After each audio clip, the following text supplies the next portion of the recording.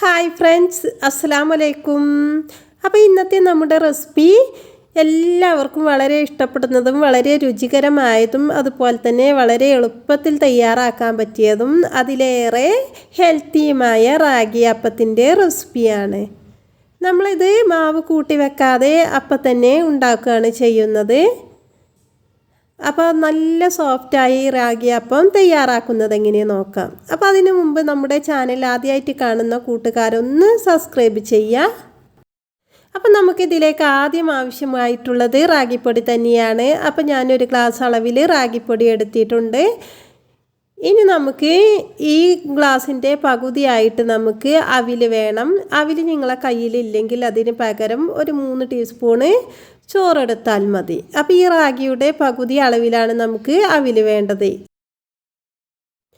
3/4 glass അളവിൽ തേങ്ങ ചെരുവിയതും കൂടെ എടുത്ത് വെച്ചിട്ടുണ്ട്. അപ്പോൾ തേങ്ങയുടെ അളവ് കുറച്ച് കൂടിപ്പോയാലും കുഴപ്പമൊന്നുമില്ല. ഇനി നമുക്കൊരു മിക്സിയുടെ ജാറെടുത്ത് അതിലിതൊന്ന് അടിച്ചെടുക്കണം. അപ്പോൾ അതിലേക്ക് നമുക്ക് 1 ഗ്ലാസ് വെള്ളം ഒഴിച്ച് കൊടുക്കാം. നമ്മൾ റാഗിയൊക്കെ എടുത്ത അതേ അളവിൽ തന്നെയാണ് 1 ഗ്ലാസ് വെള്ളം ഒഴിച്ച് കൊടുത്തത്. ഇനി അതിലേക്ക് നമ്മൾ റാഗിപ്പൊടി ഇട്ട് കൊടുക്കാം.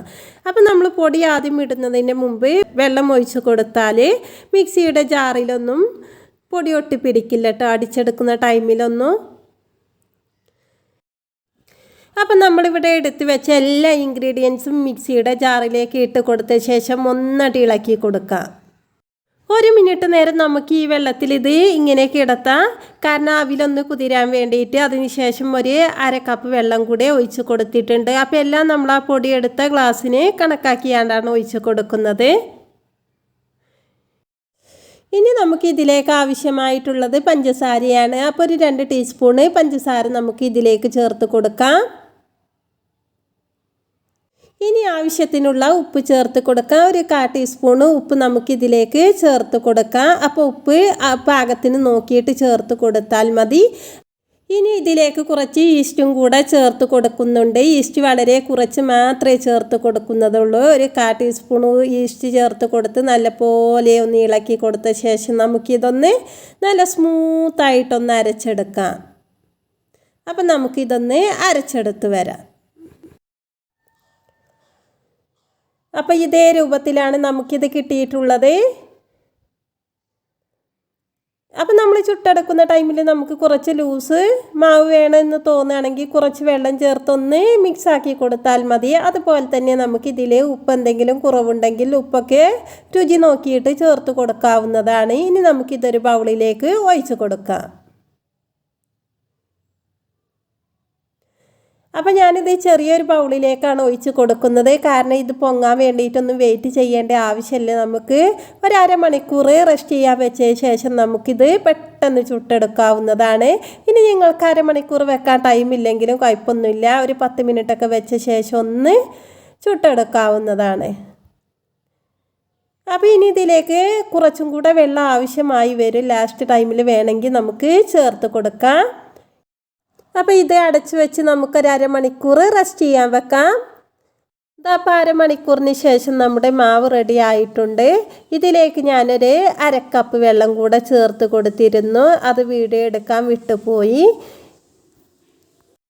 അപ്പോൾ ഇതേ രൂപത്തിലാണ് നമ്മുടെ മാവ് നമുക്ക് ലഭിക്കേണ്ടത്. നമ്മൾ ദോശമാവിൻ്റെയൊക്കെ അതേ രൂപത്തിൽ തന്നെയാണ് കേട്ടോ മാവ് കലക്കിയിട്ടുള്ളത്. പാലപ്പം ചൂടണൊക്കെ ആ രൂപത്തിൽ തന്നെ. ഇനി നമുക്കിത് ചുട്ടെടുക്കാനായി പാന് ചൂടാക്കിയെടുക്കാം. ചൂടായ പാനിലേക്ക് നമുക്ക് മാവ് ഒഴിച്ച് കൊടുക്കാം.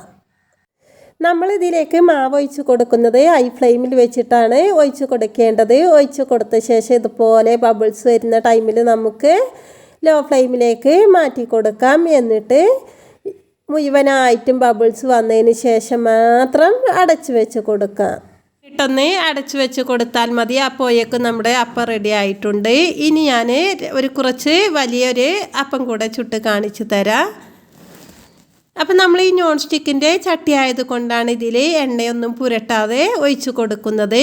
നിങ്ങൾ ഇരുമ്പ് ചട്ടിയിലാണ് ചുട്ടുന്നതെങ്കിൽ എണ്ണയൊന്ന് തടവിയതിന് ശേഷം ഒഴിച്ച് കൊടുക്കുക.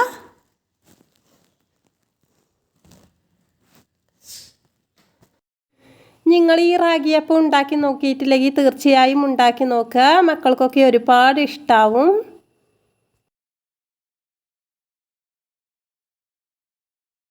അപ്പോൾ 1 മിനിറ്റ് മാത്രം നമ്മളിത് അടച്ചു വെച്ച് കൊടുത്താൽ മതി. അപ്പോഴേക്കും നമ്മുടെ അപ്പം റെഡിയാവും. ഇനി നമുക്കിത് ചട്ടിയിൽ നിന്നും തന്നെ പെട്ടെന്ന് വിട്ട് പോരും. അപ്പോൾ നമുക്കിത് ചട്ടിയിൽ നിന്നും മാറ്റാം. അപ്പോൾ നല്ല സോഫ്റ്റായ ഒരു അപ്പമാണ്.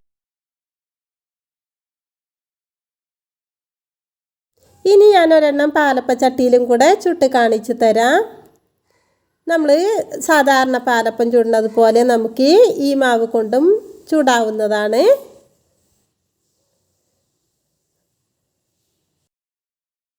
നമ്മൾ നേരത്തെ പറഞ്ഞതുപോലെ തന്നെ ചട്ടിയിലേക്ക് ഒഴിച്ച് കൊടുക്കുന്ന ടൈമിൽ ഹൈ ഫ്ലെയിമിൽ വെച്ചിട്ട് ഒഴിച്ച് കൊടുക്കുക. എന്നിട്ട് ചുറ്റിച്ചതിന് ശേഷം നമുക്ക് ലോ ഫ്ലെയിമിലേക്ക് മാറ്റി കൊടുക്കാം.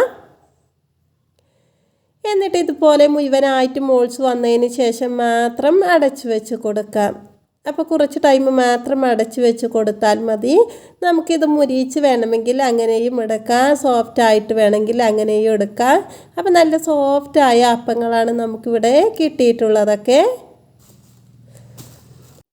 നമ്മളിതിലേക്ക് അവിലും തേങ്ങയും ഒക്കെ ചേർത്തത് കൊണ്ട് തന്നെ റാഗിയുടെ ഒരു കുത്തലോ ചൊവയൊന്നും ഇല്ല. ആർക്കും ഇത് കഴിച്ചാൽ റാഗി കൊണ്ട് തയ്യാറാക്കിയതെന്ന് പറയാൻ പറ്റില്ല, അത്രക്കും ടേസ്റ്റാണ്.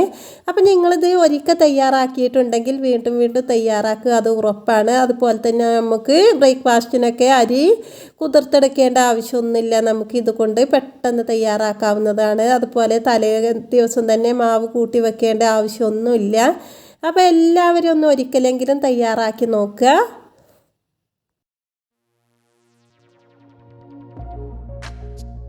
ഇന്നത്തെ നമ്മുടെ വീഡിയോ ഇഷ്ടമായാൽ ലൈക്ക് ചെയ്യുക, ഷെയർ ചെയ്യുക, കമൻറ്റ് ചെയ്യുക. അതുപോലെ തന്നെ ഇതുവരെ സബ്സ്ക്രൈബ് ചെയ്യാതെ കാണുന്ന എല്ലാ കൂട്ടുകാരും സബ്സ്ക്രൈബ് ചെയ്ത് സപ്പോർട്ട് ചെയ്യുക. പുതിയൊരു റെസിപ്പിയുമായി വീണ്ടും കാണാം ഇൻഷാ അല്ലാഹ്.